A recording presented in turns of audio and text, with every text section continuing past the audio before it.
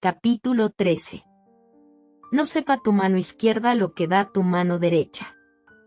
Hacer el bien sin ostentación. Los infortunios ocultos. La ofrenda de la viuda. Invitar a los pobres y a los lisiados. Dar sin esperar retribución.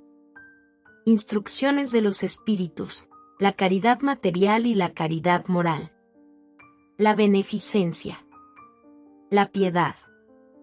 Los huérfanos. Beneficios que se pagan con ingratitud.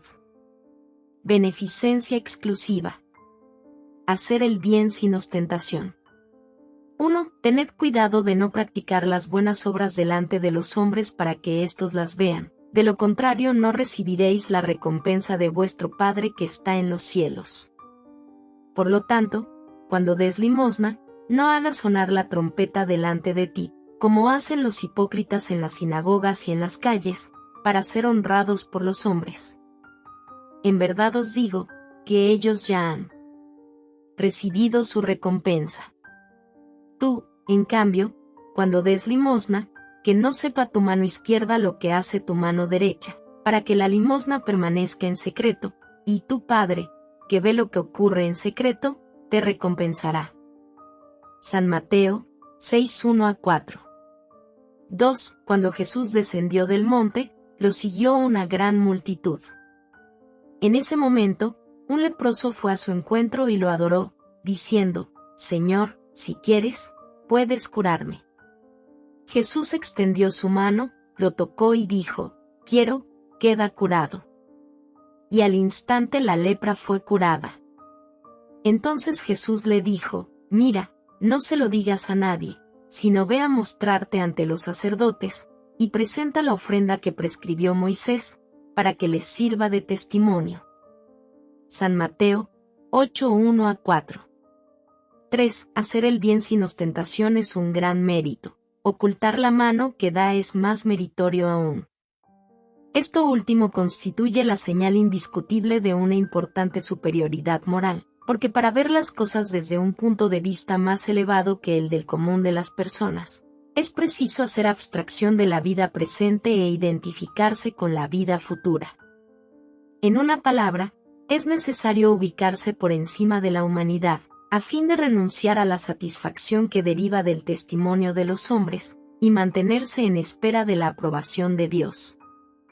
Aquel que prefiere la adhesión de los hombres antes que la adhesión divina, demuestra que tiene más fe en aquellos que en Dios, y que atribuye más valor a la vida presente que a la vida futura, o incluso que no cree en la vida futura. Aunque manifieste lo contrario, procede como si no estuviera convencido de lo que dice. ¿Cuántos hay que solo dan con la expectativa de que quien recibe proclame por todas partes el beneficio que ha recibido? ¿Cuántos hay que públicamente donarían grandes sumas, pero que escondidas no darían ni una sola moneda? Por ese motivo Jesús expresó: quienes hacen el bien con ostentación ya han recibido su recompensa. En efecto, aquel que busca ser alabado en la tierra por el bien que practica, ya se pagó a sí mismo. Dios no le debe nada más.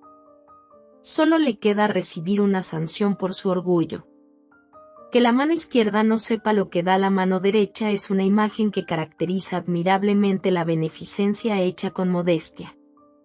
Con todo, si bien existe la modestia verdadera, también existe la falsa modestia, el simulacro de la modestia.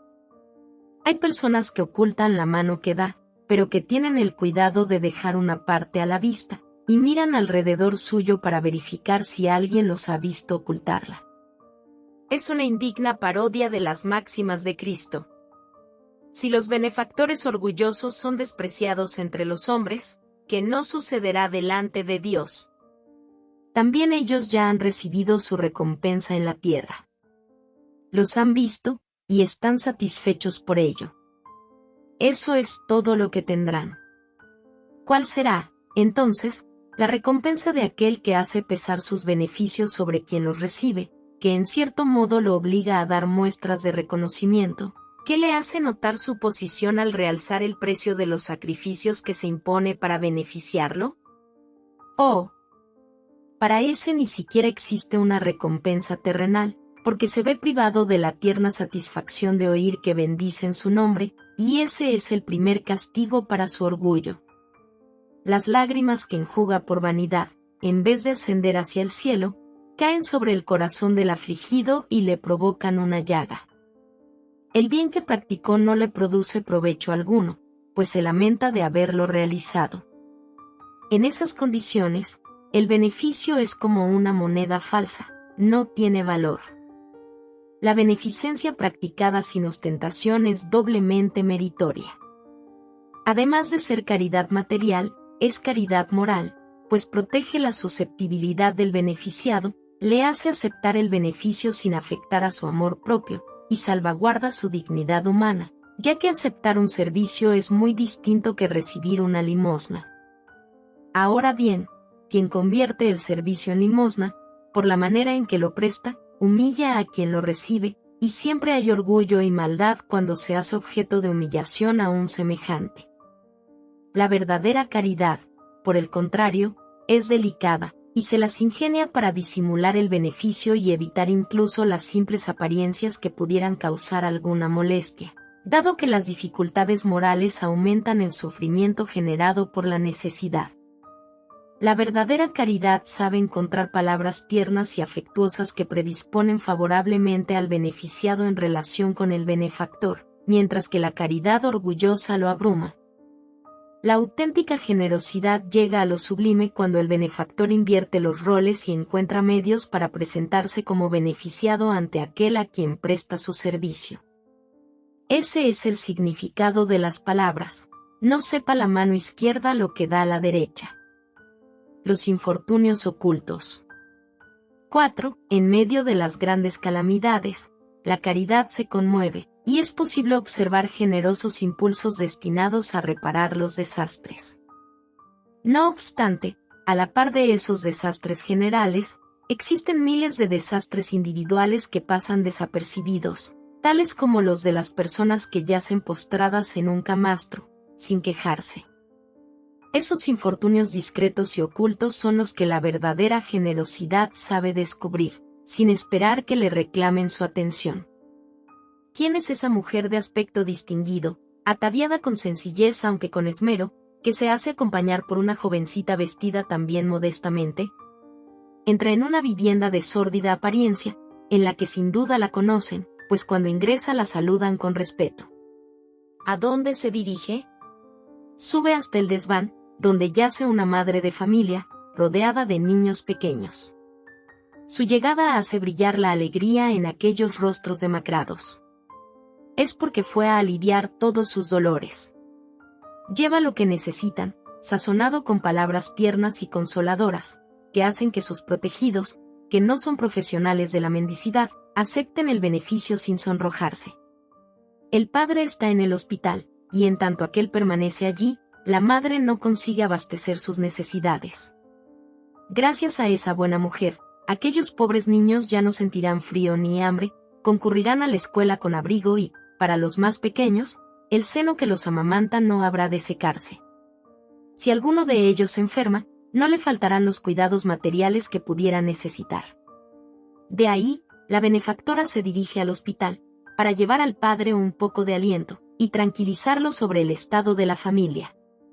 En la esquina le espera un carruaje, un verdadero almacén con todo lo que destina a sus protegidos, que reciben sucesivamente su visita.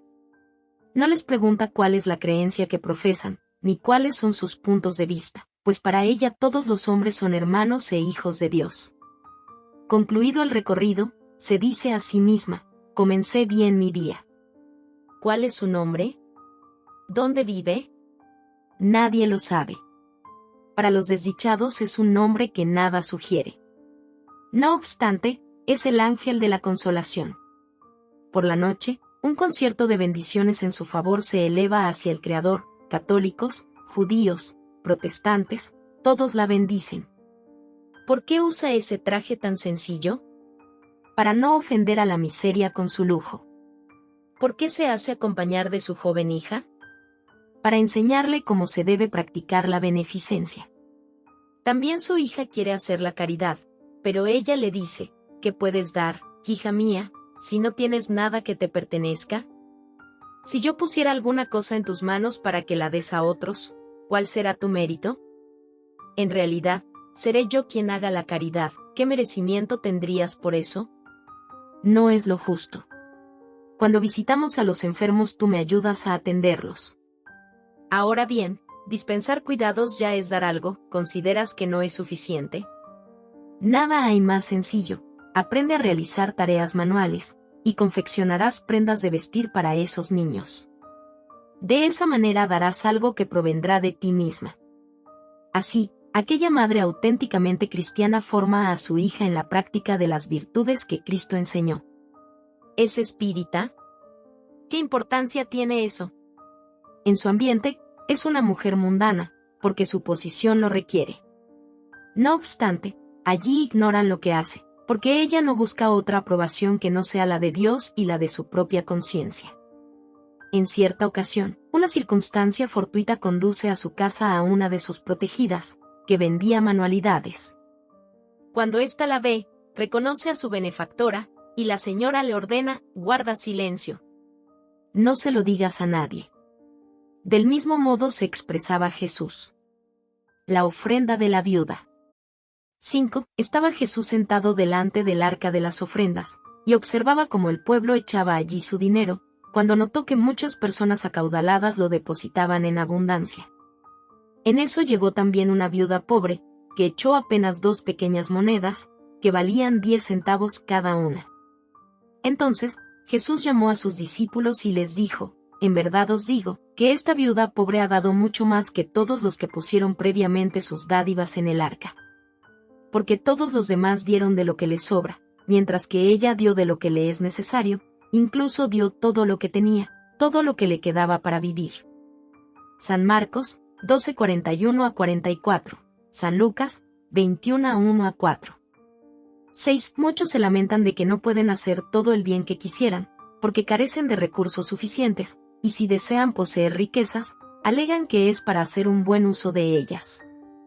La intención es loable y, sin duda, puede llegar a ser sincera en algunas personas. No obstante, ¿será absolutamente desinteresada en todos los casos? No habrá quienes, animados por el deseo de hacer el bien a sus semejantes, prefieran comenzar por hacerlo a sí mismos, proporcionarse algunas otras satisfacciones, disfrutar algo de lo superfluo que por el momento no tienen, y destinar el resto a los pobres. Esta segunda intención, que tal vez no conozcan, pero que hallarían en el fondo de sus corazones si lo auscultaran minuciosamente, anula el mérito de la intención, porque la auténtica caridad piensa en los otros antes de pensar en sí misma. Lo sublime de la caridad, en ese caso, consistiría en que el hombre buscase mediante su propio trabajo, mediante el empleo de sus fuerzas, de su inteligencia y de su talento, la obtención de los recursos que le faltan para llevar a cabo sus generosas intenciones. En eso consistiría el sacrificio más grato al Señor. Lamentablemente, la mayoría sueña con los medios más fáciles y rápidos para enriquecerse, y corre detrás de quimeras tales como el descubrimiento de tesoros, de alguna oportunidad circunstancial favorable, de recibir una herencia inesperada, etcétera, que se puede decir de aquellos que esperan encontrar, en los espíritus, a los auxiliares que los secunden en investigaciones de esa naturaleza. Por cierto, no conocen ni comprenden el objetivo sagrado del espiritismo, y menos aún la misión de los espíritus, que cuentan con el permiso de Dios para comunicarse con los hombres. Las decepciones constituyen, pues, su castigo. Véase el libro de los médiums, párrafo 294 y 295. Aquellos cuyas intenciones están exentas de todo interés personal deben consolarse ante la imposibilidad en que se encuentran de hacer todo el bien que quisieran, y tener presente que el óbolo del pobre, que al darse priva de lo necesario, pesa más en la balanza de Dios que el oro del rico, que da sin privarse de nada. Grande sería la satisfacción, sin duda, si pudiéramos socorrer en gran escala a la indigencia, pero si esa satisfacción nos es negada, debemos resignarnos y limitarnos a hacer lo que está a nuestro alcance. Por otra parte, ¿acaso las lágrimas solo se enjugan con oro? ¿Debemos permanecer inactivos cuando no disponemos de dinero? No, pues quien se propone con sinceridad ser útil a sus hermanos, habrá de encontrar 1000 ocasiones para ello. Si las busca, las encontrará. Si no lo logra de un modo, lo hará de otro, porque no hay nadie a quien, en pleno goce de sus facultades, le resulte imposible prestar algún servicio, brindar un consuelo, aliviar un padecimiento, sea físico o moral, realizar un esfuerzo en bien del prójimo. A falta de dinero, ¿no cuenta acaso con su trabajo, con su tiempo, incluso con su descanso, de los que puede dar una parte? También en eso consiste el óbolo del pobre, la ofrenda de la viuda. Invitar a los pobres y a los lisiados. Dar sin esperar retribución. 7. Dijo también al que lo había invitado: cuando ofrezcas una comida o una cena, no convides a tus amigos, ni a tus hermanos, ni a tus parientes, ni a tus vecinos ricos, no sea que ellos te inviten a su vez, y así retribuyan lo que recibieron de ti. En cambio, cuando ofrezcas un banquete, convida a los pobres, a los lisiados, a los cojos y a los ciegos. Y serás dichoso, porque ellos no disponen de medios para retribuirte, pues eso te será retribuido en la resurrección de los justos. Uno de los que se encontraban sentados a la mesa, al escuchar esas palabras, le dijo: dichoso el que coma pan en el reino de Dios. Sean Lucas 14:12-15. 8. Cuando ofrezcas un banquete, dijo Jesús, no convides a tus amigos, sino a los pobres y a los lisiados. Estas palabras, absurdas en caso de que fueran tomadas al pie de la letra, resultan sublimes cuando indagamos su sentido.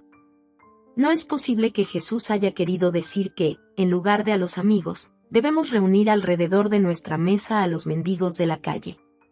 Su lenguaje era muy a menudo figurado y, para los hombres incapaces de captar los delicados matices del pensamiento, necesitaba recurrir a imágenes fuertes, que produjeran el efecto de un color intenso.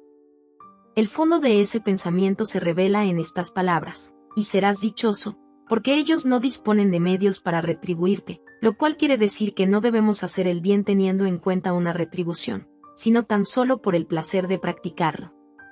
A fin de ofrecer una comparación que impresionara, dijo: invita a los pobres a tus banquetes, pues sabes que ellos no te pueden retribuir. Por banquetes debe entenderse, no los alimentos propiamente dichos, sino la participación en la abundancia de la que disfrutáis. Sin embargo, aquellas palabras también pueden ser aplicadas en un sentido más literal. ¿Cuántos hay que solo comparten su mesa con los que, como ellos mismos dicen, están en condiciones de honrarla o de invitarlos a su vez? Otros, por el contrario, hallan satisfacción en recibir a aquellos de sus parientes y amigos que son menos afortunados. Ahora bien, ¿quién no los tiene entre los suyos? De ese modo, les hacen un gran servicio sin que lo noten. Sin necesidad de ir a convocar a los ciegos y a los lisiados, ponen en práctica la máxima de Jesús, toda vez que lo hagan con benevolencia, sin ostentación, y si saben disimular el beneficio mediante una sincera cordialidad. Instrucciones de los espíritus: la caridad material y la caridad moral. 9. Amémonos los unos a los otros y hagamos a los demás lo que nos gustaría que ellos nos hicieran. Toda la religión y toda la moral se hallan contenidas en esos dos preceptos. Si en la tierra fueran observados, todos vosotros seríais perfectos, ya no habría odios ni resentimientos. Agregaré además, ya no habría pobreza, porque de lo superfluo de la mesa de cada rico se alimentarían muchos pobres, y ya no veríais, en los lóbregos barrios donde viví durante mi última encarnación, esas pobres mujeres que arrastran consigo a niños hambrientos a los que les falta todo. Ricos. Reflexionad un poco acerca de eso. Ayudad a los desdichados lo mejor que podáis. Dad, para que Dios os retribuya un día el bien que hayáis hecho, para que encontréis, al salir de vuestra envoltura terrenal, un cortejo de espíritus agradecidos, que os recibirán en el umbral de un mundo más dichoso. Si supierais la alegría que experimenté al reencontrar en el más allá a aquellos a los había prestado servicio durante mi última vida. Así pues, amad a vuestro prójimo. Amadlo como a vosotros mismos, pues ahora sabéis que ese menesteroso al que rechazáis, sea tal vez un hermano, un padre, un amigo, al que expulsáis lejos de vosotros. En ese caso, ¿cuánta será vuestra desesperación al reconocerlo en el mundo de los espíritus? Deseo que comprendáis debidamente en qué consiste la caridad moral, esa que todos pueden poner en práctica, esa que no cuesta nada desde el punto de vista material y que, sin embargo, es la más difícil de aplicar. La caridad moral consiste en ejercer la tolerancia mutua, y es lo que menos hacéis en ese mundo inferior donde por el momento estáis encarnados. Creedme, existe un gran mérito en hacer silencio para dejar que hable otro más ignorante que vosotros. Ese es también un tipo de caridad. Saber hacer oídos sordos a una palabra burlona que se escapa de una boca habituada a denigrar. No ver la sonrisa desdeñosa con que os reciben esas personas que, muchas veces equivocadamente, se consideran superiores a vosotros, mientras que, en la vida espiritual, la única verdadera, están a veces muy por debajo. Ese es un merecimiento, no desde el punto de vista de la humildad, sino desde el de la caridad, porque no prestar atención a las equivocaciones de los demás es caridad moral. Con todo, esa caridad no debe ser un impedimento para la otra. Cuidaos, sobre todo, de no despreciar a vuestro semejante. Tened presente siempre lo que os he dicho: cuando rechazáis a un pobre, es probable que estéis rechazando a un espíritu al que habéis querido, y que de modo circunstancial se halla en una posición inferior a la vuestra. De hecho, yo he vuelto a ver aquí a uno de los que fue pobre en la tierra, a quien felizmente auxilié en algunas ocasiones, y al cual por mi parte ahora imploro asistencia. Recordad que Jesús dijo que todos somos hermanos, y pensad siempre en eso antes de rechazar al leproso o al mendigo. Adiós. Tened presentes a los que sufren, y orad. Hermana Rosalía. París, 1860. 10. Amigos míos, he escuchado que muchos de vosotros se preguntan, ¿cómo voy a hacer la caridad, si en muchas ocasiones ni siquiera cuento con lo imprescindible? La caridad, amigos míos, se hace de muchas maneras. Podéis realizarla mediante los pensamientos, las palabras y las acciones. Mediante los pensamientos, con la oración a favor de los pobres desprotegidos, que han muerto sin haber visto la luz. Una plegaria hecha de corazón los alivia. Mediante las palabras, con los buenos consejos que dais a vuestros compañeros de todos los días. Decid a los hombres a quienes la desesperación y las privaciones les han agriado el carácter, y que blasfeman del nombre del Altísimo: yo era como vosotros. Sufría, era desdichado, pero creí en el espiritismo y, miradme, ahora soy feliz. A los ancianos que os manifiesten, es inútil, llegué al final de mi jornada, moriré como he vivido, recomendadles. Para la justicia de Dios todos somos iguales, pensad en los trabajadores de la última hora. A los niños, pervertidos por las malas compañías, que andan por las calles predispuestos a sucumbir ante las tentaciones, advertidles: Dios os mira, queridos pequeños, y no temáis repetirles con frecuencia esas tiernas palabras, que acabarán por germinar en sus jóvenes inteligencias. Así, en vez de niños vagabundos haréis de ellos hombres. Eso también es caridad. Muchos de vosotros alegan también: bah, en la tierra somos tantos que Dios no puede vernos a todos. Escuchad bien esto, amigos míos: cuando os halláis en la cumbre de una montaña, ¿no abarca acaso vuestra mirada los millares de granos de arena que la cubren? Pues bien, Dios os ve del mismo modo. Él os permite emplear vuestro libre albedrío, de la misma manera que vosotros dejáis que esos granos de arena se muevan arrastrados por el viento que los dispersa.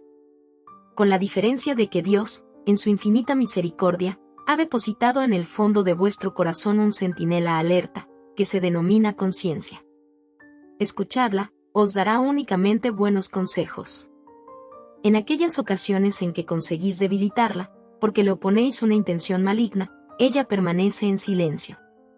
No obstante, tened la convicción de que esa pobre, que fue acallada con desprecio, se hará oír tan pronto como la dejéis percibir un vestigio de remordimiento. Escuchadla, interrogadla, y con frecuencia hallaréis consuelo en el consejo que de ella recibiréis.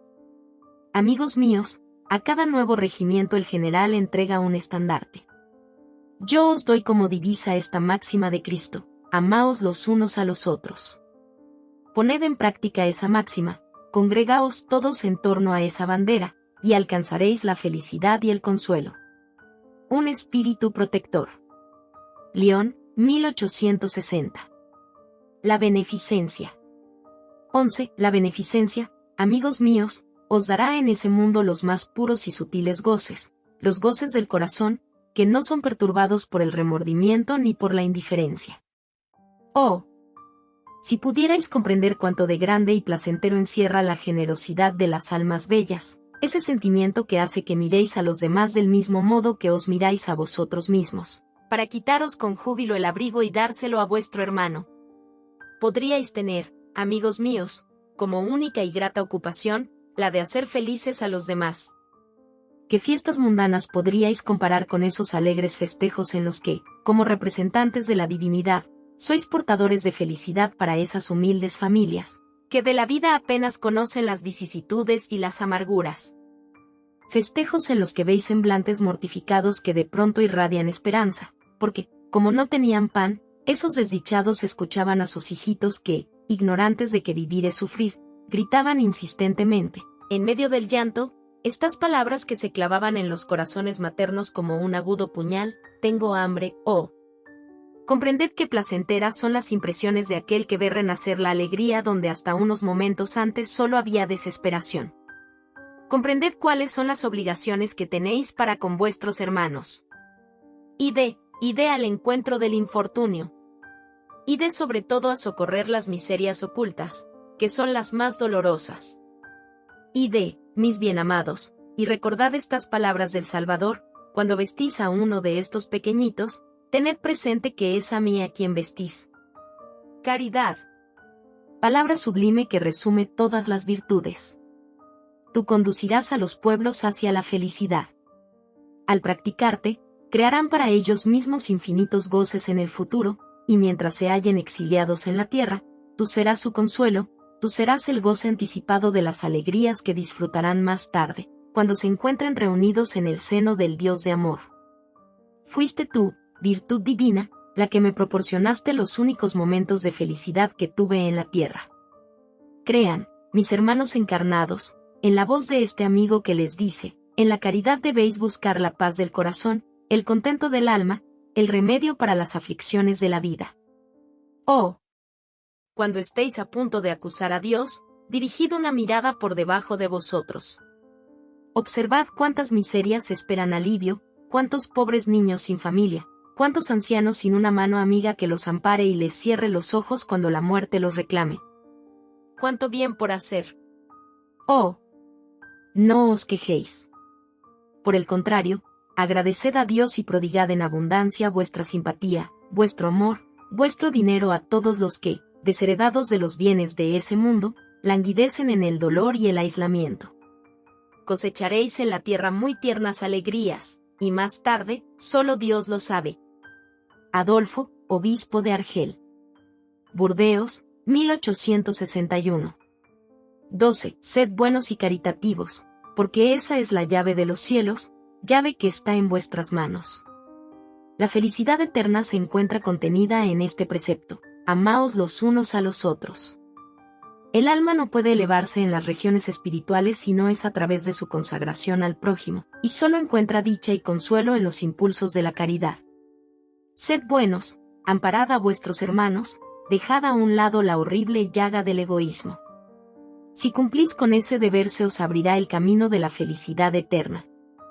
Por otra parte, quien de vosotros no ha sentido que su corazón late de júbilo, de íntima alegría, ante la narración de un hecho de generosa entrega, de una obra realmente caritativa? Si solamente buscarais el placer que una buena acción proporciona, permaneceríais siempre en el camino del progreso espiritual. No os faltan los ejemplos, la buena voluntad es la que escasea. Considerad la infinidad de hombres de bien cuya veneración registra la historia. ¿No os dijo Cristo todo lo relativo a las virtudes de la caridad y el amor?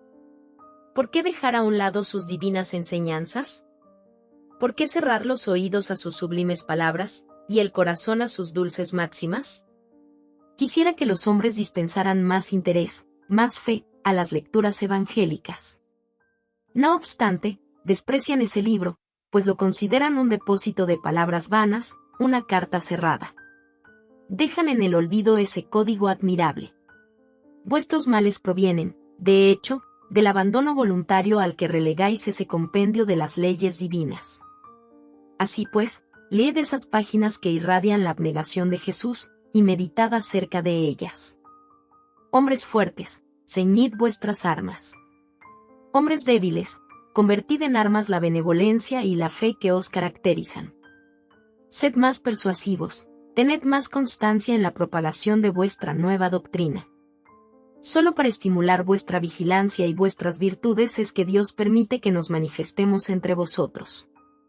No obstante, si lo quisierais, os bastaría la ayuda de Dios y la de vuestra propia voluntad, pues las manifestaciones espíritas solamente están destinadas a los que tienen los ojos cerrados y el corazón rebelde. La caridad es la virtud fundamental que debe sustentar el edificio de las virtudes terrenales. Sin ella, las demás no existen. Si falta la caridad, no existe la esperanza de un destino mejor, no hay interés moral que nos guíe. Si falta la caridad, no existe la fe, porque la fe no es más que un rayo de gran pureza que confiere brillo al alma caritativa. La caridad es, en todos los mundos, el ancla eterna de la salvación, es la más pura emanación del Creador, es su propia virtud, que Él ha legado a la criatura. ¿Cómo despreciar esa suprema bondad? ¿Qué corazón compenetrado con ella sería tan perverso para reprimir y expulsar ese sentimiento absolutamente divino? ¿Qué hijo sería tan maligno para rebelarse contra esa tierna caricia, la caridad? No pretendo hablar de lo que hice, porque los espíritus también tenemos pudor por nuestras obras. Con todo, considero a la que comencé como una de las que más habrán de contribuir al alivio de vuestros semejantes. Veo a menudo que los espíritus solicitan que se les conceda la misión de continuar mi tarea. Veo a mis bondadosas y queridas hermanas, en su piadoso y divino ministerio. Las veo mientras practican la virtud que os recomiendo, con toda la alegría propia de esa existencia de dedicación y sacrificios. Para mí constituye una inmensa felicidad observar cómo esa obra les ennoblece el carácter, y cuánto aprecian y resguardan la misión que desempeñan. Hombres de bien, de buena y firme voluntad, uníos para continuar ampliamente la obra de propagación de la caridad. Hallaréis la recompensa de esa virtud en su propia práctica. No hay alegría espiritual que la caridad no proporcione desde la vida presente. Sed unidos. Amaos los unos a los otros, según los preceptos de Cristo. Así sí. San Vicente de Paúl. París, 1858. 13. Me llamo Caridad. Soy el camino principal que conduce a Dios. Acompañadme, pues soy la meta hacia la cual debéis dirigiros. Realicé esta mañana mi paseo habitual, con el corazón dolorido, vengo a deciros, oh, amigos míos, cuántas miserias, cuántas lágrimas, y cuánto debéis hacer para enjugarlas a todas. En vano intenté consolar a algunas pobres madres, diciéndoles al oído, valor. Hay corazones bondadosos que velan por vosotras. No os abandonarán. Paciencia. Dios existe y vosotras sois sus amadas, sus elegidas. Ellas parecían escucharme y volvían hacia mí sus grandes ojos extraviados.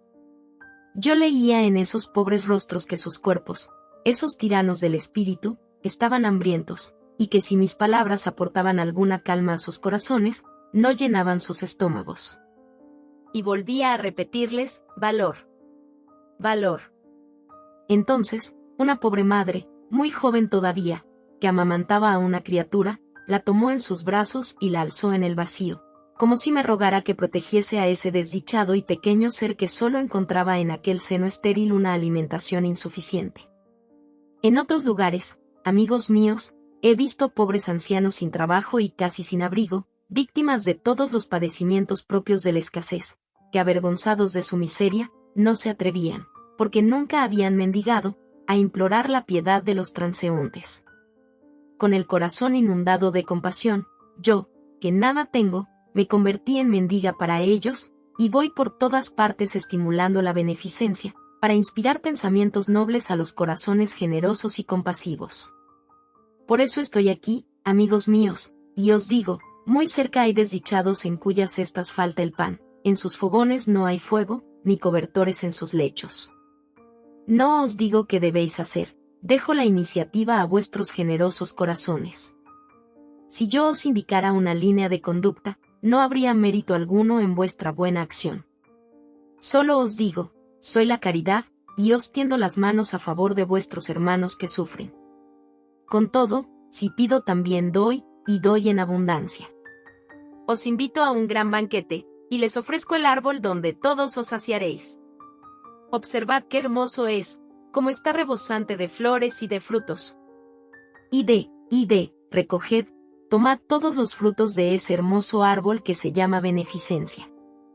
En el lugar de las ramas que habréis de quitarle, pondré las buenas acciones que vais a practicar, y llevaré el árbol ante Dios, que lo cargará nuevamente, puesto que la beneficencia es inagotable. Acompañadme, entonces, amigos míos, a fin de que pueda contaros entre los que se alistan bajo mi bandera. No temáis. Os conduciré por el camino de la salvación, porque soy la caridad. Carita, martirizada en Roma. León, 1861. 14. Hay diversas maneras de hacer la caridad, a la que muchos de vosotros confunden con la limosna. No obstante, existe una gran diferencia entre una y otra. La limosna, amigos míos, algunas veces es útil, porque alivia a los pobres, pero casi siempre resulta humillante, tanto para quien la da como para quien la recibe. La caridad, por el contrario, vincula al benefactor con el beneficiado, y además se disimula de 1000 maneras. Se puede ser caritativo incluso con los parientes y los amigos, si sois indulgentes los unos con los otros, y os perdonáis recíprocamente las debilidades, cuidando de no herir el amor propio de nadie. Vosotros, espíritas, podéis ser caritativos en vuestra manera de proceder para con los que no piensan como vosotros, induciendo a los menos ilustrados a creer, aunque sin chocar, sin contradecir abierta y violentamente sus convicciones, sino atrayéndolos con discreción a nuestras reuniones, donde podrán escucharnos y donde sabremos descubrir la brecha en su corazón, a fin de que penetremos en él. Ese es uno de los aspectos de la caridad. Escuchad ahora en qué consiste la caridad para con los pobres, esos desheredados de la tierra, pero que son recompensados por Dios y saben aceptar su miseria sin lamentarse, lo que de vosotros depende. Voy a hacerme entender mediante un ejemplo. Concurro varias veces a la semana a una reunión de señoras de todas las edades. Para nosotros, como lo sabéis, todas son hermanas. ¿Qué hacen? Trabajan con prisa, con mucha prisa. Sus dedos son ágiles. Además, observad la alegría en sus rostros y cómo laten al unísono sus corazones. ¿Pero con qué fin trabajan? Ven que se aproxima el invierno, que será crudo para los hogares humildes. Las hormigas no han conseguido reunir durante el verano las provisiones necesarias, y la mayor parte de sus bienes han sido empeñados. Las pobres madres se inquietan y lloran al pensar en sus pequeños hijos que, durante la estación invernal, padecerán frío y hambre. Tened paciencia, mujeres indigentes. Dios ha inspirado a otras más afortunadas que vosotras. Ellas se reunieron y están confeccionando algunas prendas infantiles. Después, alguno de estos días, cuando el suelo esté cubierto de nieve y vosotras os quejéis, diciendo, Dios no es justo, pues esas son vuestras palabras habituales cuando sufrís, veréis aparecer al hijo de alguna de esas bondadosas trabajadoras, que se han transformado en obreras de los menesterosos. En efecto, ellas trabajan para vosotras. Así, vuestras quejas se convertirán en bendiciones, porque dentro del corazón del desdichado, el amor y el odio van a la par. Como esas trabajadoras necesitan aliento, los mensajes de los espíritus buenos les llegan de todos lados. Los hombres que forman parte de esa sociedad también les brindan su aporte, mediante alguna de esas lecturas que tanto agradan. Y nosotros, a fin de recompensar el empeño de todos y de cada uno en particular, prometemos a las laboriosas obreras una abundante clientela que les pagará al contado, en bendiciones, que son la única moneda que circula en el cielo, garantizándoles además, sin temor a equivocarnos, que esa moneda no les faltará. Carita. León, 1861. 15. Mis queridos amigos, todos los días escucho que algunos de vosotros decís, soy pobre, no puedo hacer la caridad, Y todos los días veo también que os falta la indulgencia para con vuestros semejantes. No les perdonáis nada, y os erigís en jueces, a menudo severos, sin preguntaros si estaríais satisfechos en el caso de que ellos procedieran del mismo modo en relación con vosotros. ¿Acaso la indulgencia no es también caridad? Vosotros, que solo podéis hacer la caridad mediante la práctica de la indulgencia, hacedla al menos, pero hacedla con desprendimiento. En lo que respecta a la caridad material, voy a narraros una historia del otro mundo. 2 hombres acababan de morir. Dios había dicho, mientras esos hombres vivan, se colocarán en bolsas diferentes las buenas acciones de cada uno, y serán pesadas en el momento de su muerte. Cuando ambos llegaron al momento postrero, Dios ordenó que le trajeran las 2 bolsas. Una de ellas, voluminosa, estaba repleta y permitía escuchar el tintineo del metal con que había sido llenada. La otra era muy pequeña, y estaba casi vacía, al punto que se podían contar las monedas que contenía. Cada uno de los hombres reconoció su bolsa. Esta es la mía, manifestó uno de ellos, la reconozco, fui rico y di en abundancia. Esta es la mía, dijo el otro, siempre fui pobre, tenía poco para compartir. Pero oh sorpresa, cuando se pusieron las 2 bolsas en la balanza, la más voluminosa se volvió liviana, y la más pequeña resultó de mayor peso, a tal punto que descendió considerablemente en el platillo de la balanza. Dios dijo entonces al rico, diste mucho, es cierto, pero diste por ostentación, para que tu nombre figurase en los templos del orgullo. Además, al dar no te privaste de nada. Ve hacia la izquierda, y quédate satisfecho de que tu limosna sea tenida en cuenta para algo. A continuación, Dios dijo al pobre, tú has dado poco, amigo mío. Sin embargo, cada una de las monedas que hay en esta balanza representa una privación para ti. No diste limosna, y aún así practicaste la caridad, lo que vale más aún, hiciste la caridad con naturalidad, sin proponerte que fuera tomada en cuenta. Fuiste indulgente, no abriste juicio sobre tu semejante. Por el contrario, disculpaste todas sus acciones. Así pues, pasa a la derecha y ve a recibir tu recompensa. Un espíritu protector. Lyon, 1861. 16. La mujer rica, feliz, que no precisa ocupar su tiempo en los trabajos de la casa, ¿no podría consagrar algunas horas a trabajos útiles para sus semejantes? Que compre, con lo que le sobra de sus placeres, algo con que cubrir al desdichado que tirita de frío. Que confeccione, con sus delicadas manos, prendas toscas pero abrigadas. Que ayude a la madre a cubrir al hijo que va a nacer. Si bien su propio hijo se quedará con algunos encajes de menos, el vástago de la pobre tendrá con que entrar en calor. Trabajar para los pobres es trabajar en la viña del Señor. Y tú, pobre obrera, que no dispones de lo superfluo pero que, en el amor que sientes por tus hermanos, también quieres dar algo de lo poco que posees, da algunas horas de tu jornada, de tu tiempo, que representa tu único tesoro. Haz algunos de esos trabajos delicados que tientan a los felices del mundo. Vende el producto de tus vigilias, y también estarás en condiciones de ofrecer a tus hermanos tu cuota de alivio. Tal vez tengas algunas prendas menos, pero le darás zapatos al que anda descalzo. Y vosotras, mujeres devotas de Dios, trabajad también en su obra. Con todo, que vuestros trabajos delicados y costosos no solo sean destinados a adornar vuestras capillas, para llamar la atención sobre vuestra habilidad y vuestra paciencia.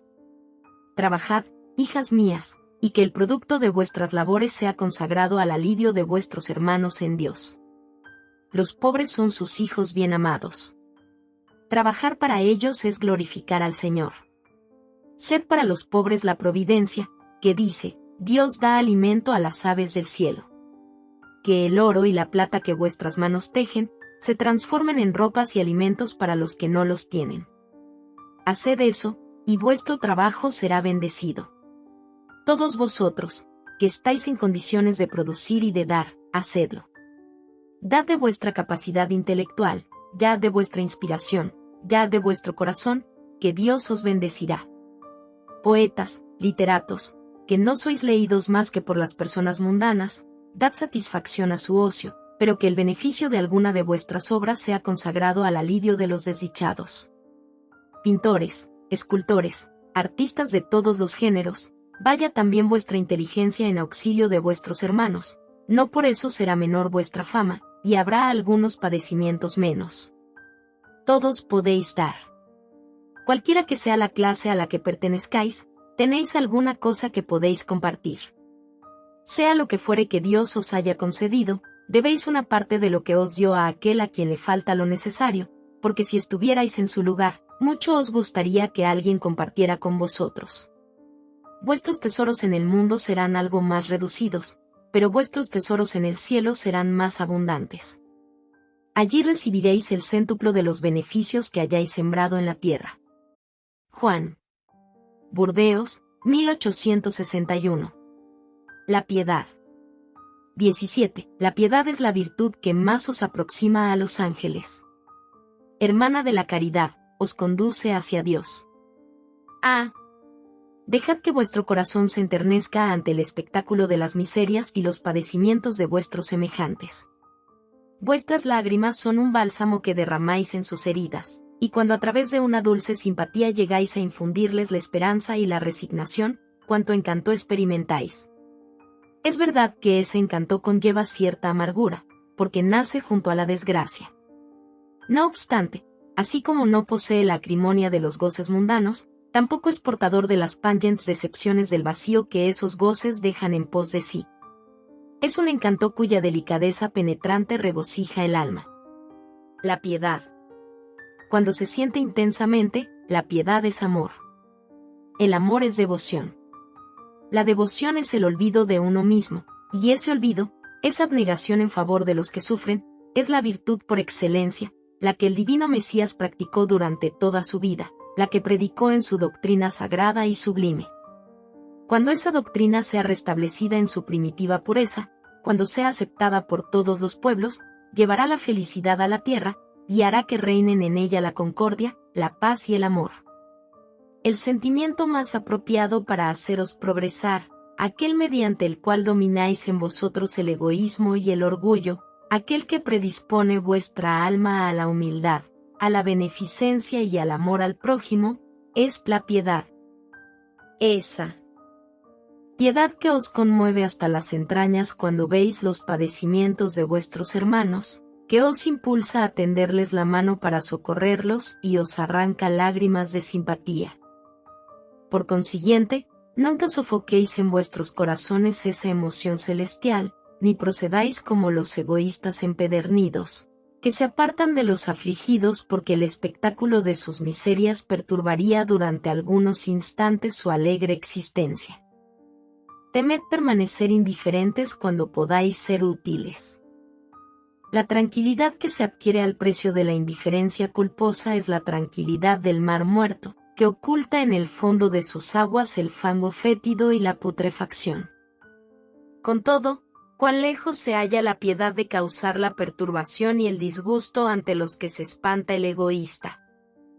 Es cierto que el alma experimenta, al contacto con la desgracia ajena, una opresión natural y profunda que estremece todo vuestro ser y lo conmueve penosamente, haciendo que se retraiga en sí mismo.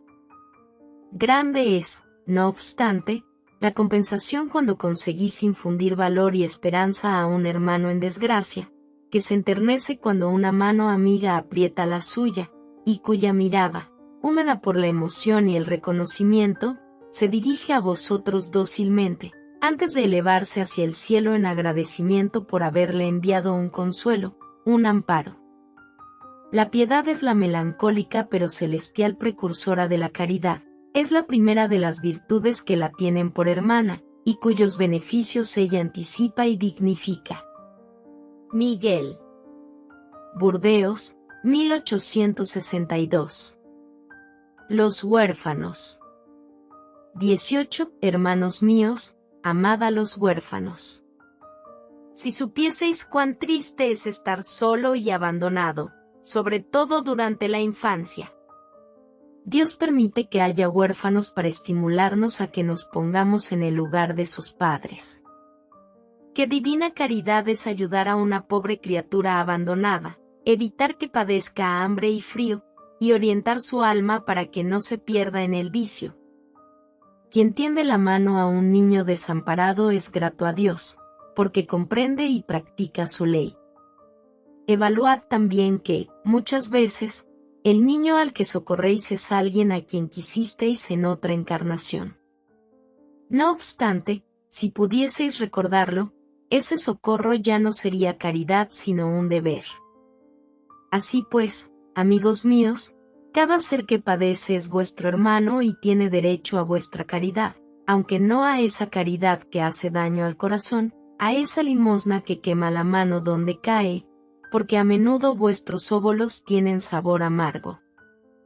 ¿Cuántas veces serían rechazados, si no fuera porque la enfermedad y la indigencia los están esperando en el desván donde se guarecen? Dad con delicadeza, sumad a lo que dais el beneficio más precioso de todos, una palabra bondadosa, una caricia, una sonrisa amigable.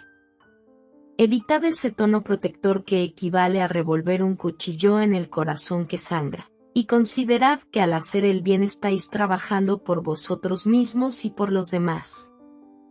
Un espíritu familiar.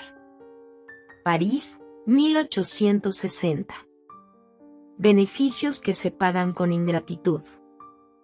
19. ¿Qué debemos pensar de quienes, porque recibieron ingratitud en pago por los beneficios que hicieron, dejan de practicar el bien, para no tener que tratar con ingratos? En ellos hay más egoísmo que caridad, dado que hacer el bien para recibir demostraciones de reconocimiento equivale a no hacerlo con desinterés. Solo es agradable a Dios el bien que se practica de modo desinteresado. En ellos también hay orgullo, porque se complacen en la humildad con que el beneficiado deposita a sus pies el testimonio de su reconocimiento. Aquel que busca en la tierra la recompensa por el bien que hace, no la recibirá en el cielo. Por el contrario, Dios tendrá en cuenta a aquel que no la busca en este mundo. Debéis ayudar siempre a los débiles, incluso si sabéis previamente que aquellos a quienes hacéis el bien no os lo agradecerán. Estad seguros de que si la persona a quien prestáis un servicio lo olvida, Dios lo tendrá en cuenta mucho más que si el beneficiado os hubiese pagado con su gratitud. Dios permite que algunas veces se os pague con la ingratitud, para poner a prueba vuestra perseverancia en la práctica del bien. Por otra parte, ¿quién sabe si ese beneficio, olvidado momentáneamente, no habrá de producir más adelante buenos frutos? Tened la certeza de que, por el contrario, es una simiente que con el tiempo germinará. Por desgracia, solo veis el presente. Trabajáis para vosotros y no para los demás.